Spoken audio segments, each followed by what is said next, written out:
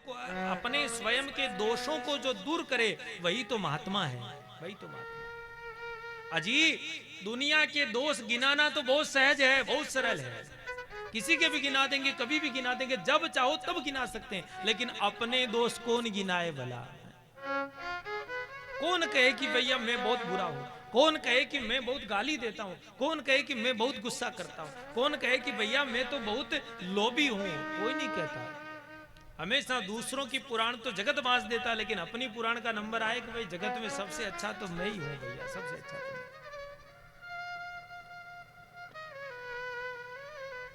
तो कहा कि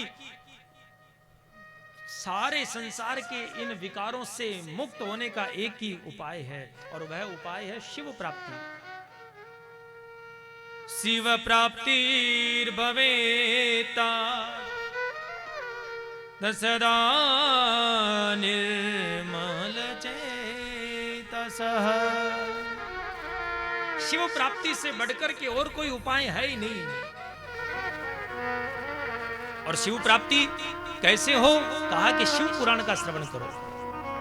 और कैसे श्रवण करें?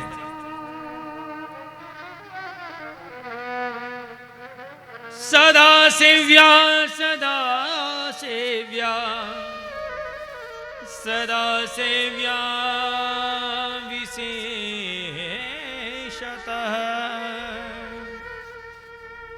एतच्छिव पुराणस्य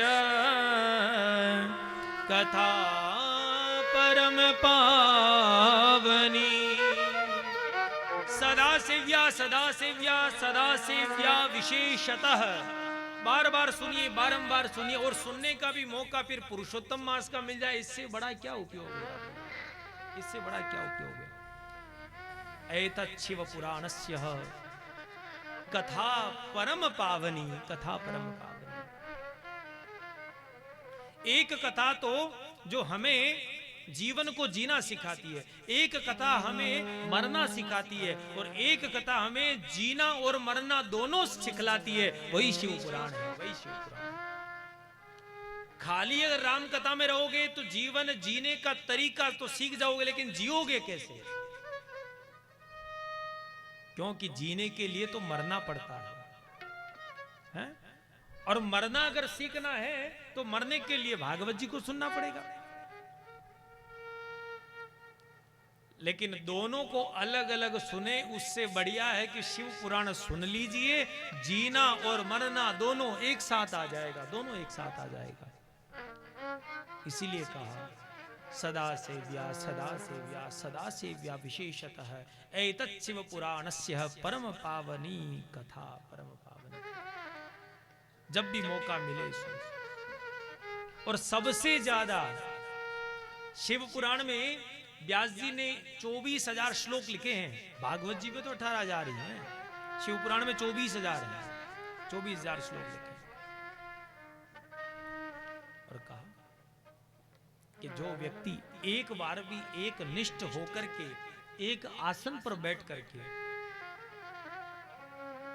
संपूर्ण शिव पुराण को पूरी श्रद्धा के साथ, पूरे विश्वास के साथ श्रवण कर ले, उस व्यक्ति के जीवन में एक भी पाप जो है वो प्रज्वलंत ज्वलंत रह नहीं सकता। तो सोनकादि ऋषियों ने कहा कि ऐसा भी कोई है क्या? आप ये कह तो रहे हैं, लेकिन ऐसा भी कोई है क्या जिसने पहले इसे सुना हो और उसके पाप मिटे हों?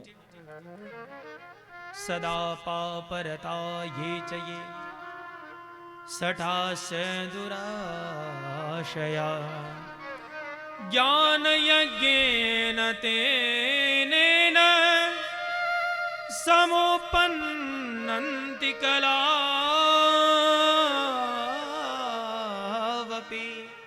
ऐसा कोई पापी मनुष्य जिसने संपूर्ण जीवन पाप किया हो और शिव की कथा का आश्रय लिया हो, उसका भी कभी कुछ भला हुआ या खाली ऐसे डींगे हाँक रहे हो? तो सूत जी महाराज ने कहा कि बिल्कुल हुआ है, बिल्कुल हुआ है। हमारी भगवान की कथाएं ऐसी कोई कहानियां नहीं है, सब जीवन में घटित होने वाली सत्य घटनाएं हैं।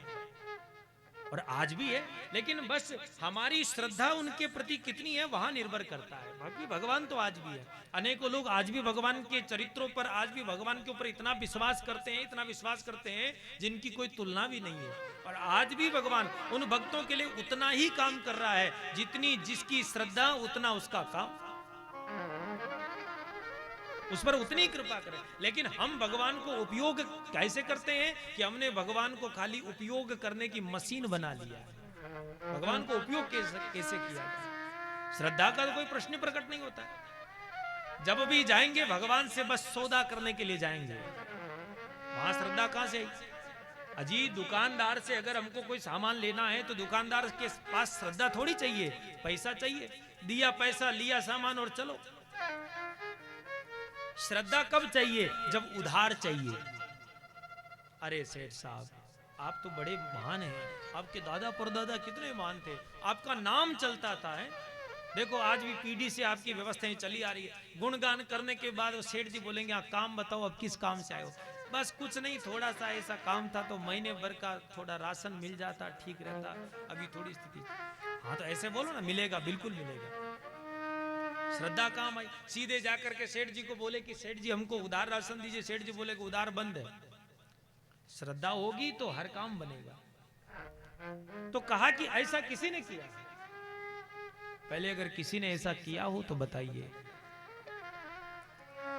तो सूत जी महाराज कहते हैं, आसीत किरात नगरे ब्राह्मणों ज्ञान दुर्बल है, देवराज इति ख्यातो विश्वस्त जनवाश्चकः। किरात नाम के नगर में, किरातपुर, उसमें एक ज्ञानी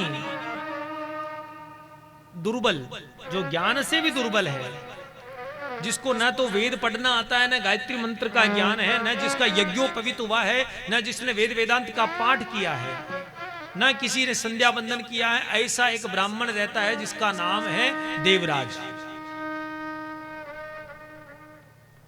अच्छा, सबसे बड़ी बात है कि जितनी भी कथाओं का महात्म्य आता है सब में नंबर ब्राह्मण का ही आता है। क्यों? उसके पीछे का तथ्य भी प्रकट करते हुए आप समझिए। ब्राह्मण का इसलिए आता है कि भगवान ने ब्राह्मण को ज्ञानी होने का वरदान दिया है, लेकिन इसलिए महात्म्य में ब्राह्मण का चरित्र गाया जाता है कि भगवान यहां स्पष्ट करना चाहते हैं, संतों ने यह कहा कि जब ब्राह्मण होकर के आदमी भटक सकता है तो फिर दूसरों से क्या अपेक्षा की जाए। ब्राह्मण माने ज्ञानी। जो व्यक्ति ज्ञानी होकर के, पढ़ा लिखा ज्ञानी व्यक्ति भी अगर रास्ते से भटक सकता है तो फिर अज्ञानिता का तो क्या कहना भैया, अज्ञानता का तो क्या कहना। नाम रखा देवराज, किरात नगर में रहते हैं। और एक ब्राह्मण को ज्ञान से दुर्बल कहा दिया जाए, अंगूठा छाप, ब्राह्मण कुल में जन्म लिया और अंगूठा छाप रह गए, ये तो डूब मरने वाली बात है। ऐसा सूत जी ने कहा है। कब कहें तो कैसे? शरीर से दुर्बल हो चलेगा, धन से दुर्बल हो तो भी चलेगा, लेकिन ज्ञान से दुर्बल ब्राह्मण हो ये बिल्कुल नहीं चलेगा, बिल्कुल भी नहीं चलेगा। अब ज्ञान से दुर्बल है तो अब काम तो कुछ है नहीं, क्योंकि अगर ब्राह्मण अगर ज्ञानी होगा, पढ़ा लिखा होगा, तो उसे भूखे मरने की कभी नौबत ही नहीं आ सकती।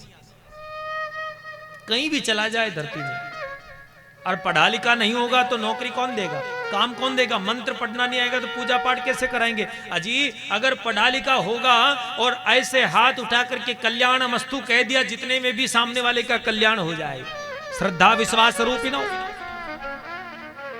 लेकिन नहीं, मामला यहां बैठा नहीं, अनपढ़ है। तो यहां सूत जी ने स्पष्ट किया कि ज्ञान से दुर्बल ब्राह्मण बिल्कुल नहीं चलेगा।